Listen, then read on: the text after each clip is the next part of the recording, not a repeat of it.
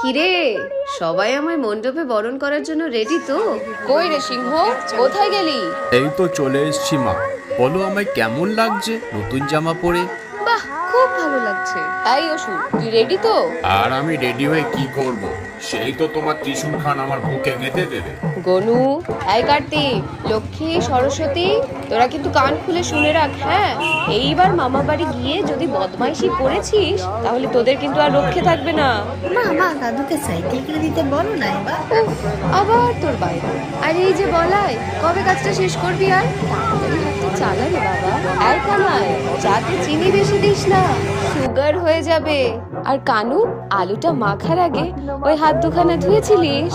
উফ বাবা, হয়েছে হয়েছে, আর অত ফটো তুলতে হবে না মা। প্যাটেলের জন্য কিছু তো বাঁচিয়ে রাখ।